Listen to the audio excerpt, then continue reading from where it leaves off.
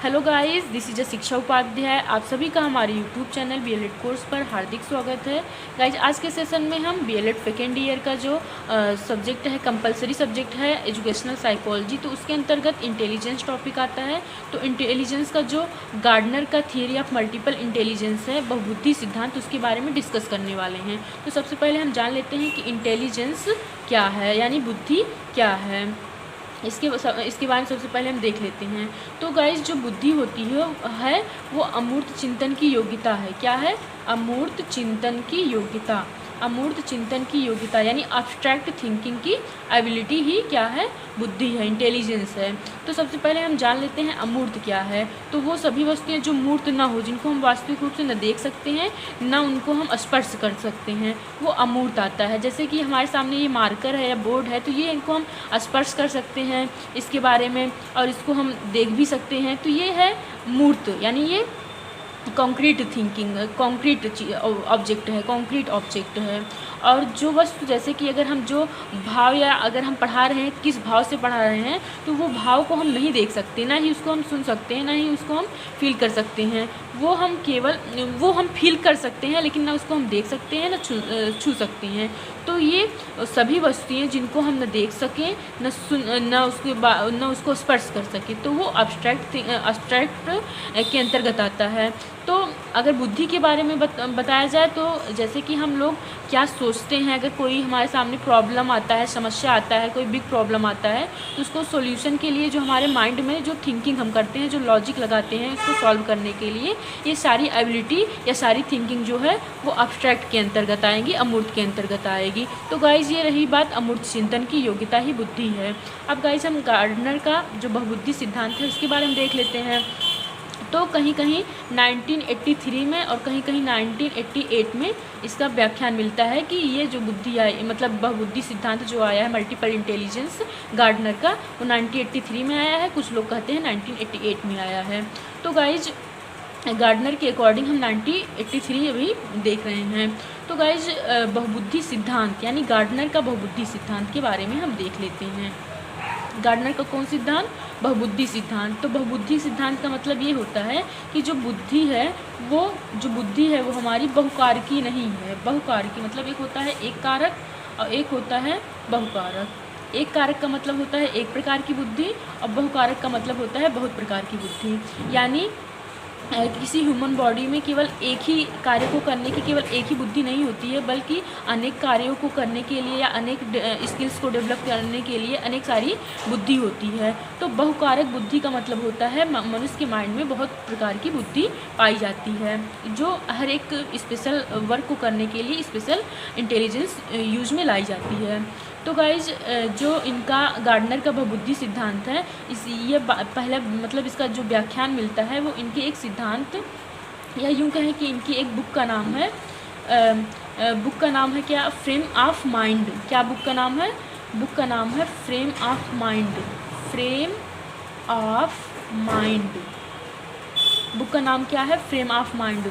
तो इनके बुक में, गार्डनर के फ्रेम ऑफ माइंड में 7 प्रकार की बुद्धि बताई गई है। कितने प्रकार की बुद्धि बताई गई है? 7 प्रकार की बुद्धि बताई गई है। उसमें से पहली बुद्धि है भाषाई बुद्धि। भाषाई बुद्धि। कौन सी बुद्धि? भाषाई बुद्धि। भाषाई बुद्धि। भाषाई बुद्धि की इंग्लिश होती है लिंग्विस्टिक इंटेलिजेंस। लिंग्विस्टिक इंटेलिजेंस क्या होता है? लिंग्विस्टिक इंटेलिजेंस, यानी नाम से ही पता चल रहा है लैंग्वेज या भाषा के बारे में कुछ होगा। तो गाइस, इसमें भाषाई बुद्धि में वाक्य के बारे में या शब्द के बारे में जानकारी मिलती है। मतलब इसके द्वारा हमें शब्द वाक्य को सीखने में मदद मिलती है। तो ऐसी बुद्धि जिसमें हम शब्दावली या शब्दों के क्रम से रिलेटेड या इनके बीच जो संबंध होता है उनकी पहचानने की जो हमारे अंदर योग्यता या एबिलिटी आती है, वो भाषाई बुद्धि के कारण आती है। तो पहला हो गया भाषाई बुद्धि। फिर उसके बाद आता है तार्किक बुद्धि। कौन सी बुद्धि? तार्किक बुद्धि। तार्किक बुद्धि की इंग्लिश क्या होती है? Logical mathematical intelligence. Logical mathematical intelligence. तो गाइस लॉजिकल यानी लॉजिक लगाया जाता है इसमें। जैसे कि लॉजिक हम अगर हमारे सामने कोई भी समस्या आती है या मैथ्स में अगर हम सॉल्व करते हैं क्वेश्चन, तो उसमें भी हमारे अंदर समस्या जब आती है तो फिर हम लॉजिक लगाते हैं, अपना अपना थिंकिंग करते हैं मतलब। तो जो लॉजिक लगाते हैं वो इस बुद्धि के अंतर्गत हम लगा पाते हैं। अगर ये हमारे अंदर ये वाली बुद्धि है तो हम लॉजिक लगा पाएंगे आसानी से, अगर नहीं है तो नहीं लगा पाएंगे। तो गाइज अगर गणित में जैसे तर्क करने की क्षमता हो गई, या अंकों के क्रम से रिलेटेड, या तर्क की क्षमता हो गई, गणितीय समस्याओं का पहचान करने की क्षमता, या अंकों के क्रम में निहित संबंधों को पहचानने की क्षमता, या जो सादृश्यता क्षमता होती है कि दो वस्तुएं एक समान दिख रही हैं, किस बेस पर एक समान दिख रही हैं, तो ये कैपेसिटी, तो ये अगर हम कर पाते हैं यानी लॉजिक अगर लगा पाते हैं तो तार्किक बुद्धि अगर हमारे अंदर है तो हम लगा पाते हैं। जिसके अंदर जितनी तार्किक बुद्धि अधिक होगी वह उतना ही ज़्यादा तर्क कर पाएगा। तो ये तार्किक बुद्धि सेकंड हो गया। फिर उसके बाद आता है स्थानिक बुद्धि। कौन सी बुद्धि? स्थानिक बुद्धि आती है। कौन सी बुद्धि आती है? स्थानिक बुद्धि। इसको इंग्लिश में कहते हैं स्पेशियल, क्या कहते हैं? Spatial intelligence. Spatial intelligence. Spatial intelligence को मानसिक रूप से परिवर्तन करने की क्षमता तथा स्थानिक कल्पना शक्ति, यानी जो इमेजिनेशन की हमारी क्षमता होती है, कैपेसिटी होती है, वो इसके अंतर्गत आती है। इस प्रकार की बुद्धि को आर्ट स्मार्ट या पिक्चर स्मार्ट कहा गया है। पिक्चर स्मार्ट, आर्ट स्मार्ट या पिक्चर स्मार्ट कहा गया है। किसको? स्थानिक बुद्धि या स्पेशियल इंटेलिजेंस को। तो फिर उसके बाद आता है अब भाषाई बुद्धि हो गया। भाषाई बुद्धि यानी लैंग्विस्टिक इंटेलिजेंस, फिर लॉजिकल मैथमेटिकल इंटेलिजेंस, फिर उसके बाद स्पेशियल इंटेलिजेंस, यानी ये 3 प्रकार की बुद्धि हो गई। फिर गाइस उसके बाद आता है शारीरिक गतिक बुद्धि। कौन सी बुद्धि आती है? शारीरिक गतिक बुद्धि। शारीरिक गतिक बुद्धि की इंग्लिश क्या होती है? Body kinesthetic intelligence. Body kinesthetic intelligence, शारीरिक गतिक बुद्धि। तो गाइज ऐसी बुद्धि के अंतर्गत शारीरिक गति पर कंट्रोल रखने की क्षमता तथा वस्तुओं को सावधानीपूर्वक या कुशलतापूर्वक घुमाने तथा उपयोग करने की योग्यता, ये सब आती है। इसके अंतर्गत बॉडी स्मार्ट या मूवमेंट स्मार्ट आता है। जैसे उसकी स्थानिक बुद्धि के अंतर्गत आर्ट स्मार्ट या पिक्चर स्मार्ट आया था, वैसे ही शारीरिक गतिक बुद्धि के अंतर्गत बॉडी स्मार्ट और मूवमेंट स्मार्ट। हम अपने बॉडी से ही तो मूवमेंट करते हैं, तो बॉडी स्मार्ट और मूवमेंट स्मार्ट ये इसके अंतर्गत आ जाएगा, शारीरिक गतिक बुद्धि के अंतर्गत आ जाएगा। फिर उसके और जैसे कि हम एग्जांपल के स्वरूप देख सकते हैं, जो डांस लोग करते हैं, डांसर जो होते हैं, उनमें भी मूवमेंट बहुत ज़्यादा होता है या उनकी बॉडी में फ्लेक्सिबिलिटी होती है। तो जिसके बॉडी में जितनी ही ज़्यादा ये शारीरिक गतिक बुद्धि होगी वो उतना ही ज़्यादा फ्लेक्सिबल होगा इनके अकॉर्डिंग, गार्डनर के अकॉर्डिंग। फिर गाइस उसके बाद है सांगीतिक बुद्धि। सांगीतिक बुद्धि, फिर उसके बाद गीतिक, सांगीतिक बुद्धि यानी कि म्यूजिकल इंटेलिजेंस। म्यूजिकल इंटेलिजेंस जैसे नाम से ही स्पष्ट हो रहा है, सांगीतिक बुद्धि, जिसके अंतर्गत ये वाली बुद्धि होगी वो लय से रिलेटेड, या लय यानी रिद्म से रिलेटेड,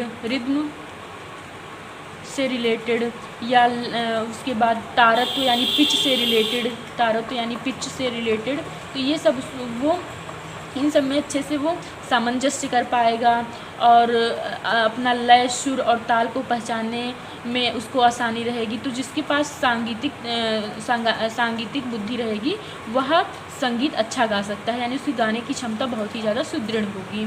फिर गाइस उसके बाद आता है व्यक्तिगत आत्मन बुद्धि। व्यक्तिगत आत्मन, व्यक्तिगत अन्य बुद्धि, यानी 2 टाइप के एक बचा है। पहला है कि व्यक्तिगत आत्मन, क्या है? व्यक्तिगत आत्मन है। और फिर उसके बाद दूसरा है व्यक्तिगत अन्य बुद्धि। क्या? अन्य बुद्धि, व्यक्तिगत अन्य। एक है पर्सनल सेल्फ, ये वाला सेल्फ है, और ये वाला अदर यानी अन्य के लिए है, अदर्स। तो व्यक्तिगत आत्मन बुद्धि वास्तव में बुद्धि का कोई प्रकार नहीं होता है। ये जो होता है ये कोई बुद्धि का प्रकार नहीं होता है, लेकिन बुद्धि में अपने भावों एवं संवेगों को व्यक्त करने की क्षमता तथा विभेद यानी डिफरेंस करने की क्षमता तथा मानव व्यवहार को निर्देशित करने में उन सूचनाओं का उपयोग करने की क्षमता आदि सम्मिलित होती है। किसमें? व्यक्तिगत आत्मन में, यानी कि पर्सनल सेल्फ इंटेलिजेंस में। फिर गाइस उसके बाद पर्सनल अदर्स इंटेलिजेंस की अगर बात किया जाए तो इस प्रकार की बुद्धि में दूसरे व्यक्तियों की प्रेरणाओं या इच्छाओं, आवश्यकताओं को समझने की क्षमता तथा उनकी मनोदशाओं, किसकी? दूसरों की, मतलब अन्य लोगों की मनोदशाओं एवं चित्र प्रकृति मॉनिटर करके किसी नई परिस्थिति में पूर्व कथन करने की क्षमता विकसित की जा सकती है। यह सिद्ध तथ्य है कि प्रशिक्षण प्रदान करके किसी भी समान व्यक्ति को कोई भी कार्य सिखाया जा सकता है। यानी ट्रेनिंग के द्वारा बच्चों को प्रशिक्षित करके कुछ सिखाया जाता है या स्किल्स डेवलप की जाती हैं। तो गाइज आप लोगों को जो गार्डनर का बहुबुद्धि सिद्धांत है समझ में आ गया होगा। एक बार रिवाइज कर लेते हैं। पहले था भाषाई बुद्धि। भाषाई बुद्धि इसको इंग्लिश में क्या कहते हैं? इसको इंग्लिश में कहते हैं लिंग्विस्टिक इंटेलिजेंस, लिंग्विस्टिक इंटेलिजेंस। फिर उसके बाद आता है तार्किक गणितीय बुद्धि, जिसको इंग्लिश में कहते हैं लॉजिकल मैथमेटिकल इंटेलिजेंस।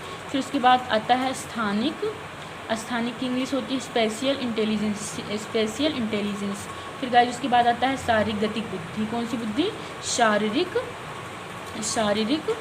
गतिक बुद्धि। शारीरिक गतिक बुद्धि की इंग्लिश बॉडी से रिलेटेड होता है, यानी बॉडी काइनेस्थेटिक इंटेलिजेंस। फिर उसके बाद आता है सांगीतिक। क्या आता है? सांगीतिक इंटेलिजेंस यानी कि म्यूजिकल इंटेलिजेंस। फिर उसके बाद व्यक्तिगत आत्मन बुद्धि यानी पर्सनल सेल्फ इंटेलिजेंस। और फिर उसके बाद पर्सनल अदर्स इंटेलिजेंस, यानी व्यक्तिगत आत्मन बुद्धि, व्यक्तिगत अन्य बुद्धि। तो गाइज ये रहा गार्डनर का बहुबुद्धि सिद्धांत। हम आप लोगों को संक्षिप्त में समझाया है। मुझे आशा है आप लोगों को अच्छे से समझ में आ गया होगा। तो गाइज मिलते हैं नेक्स्ट वीडियो के साथ। Thank you guys, thanks for watching.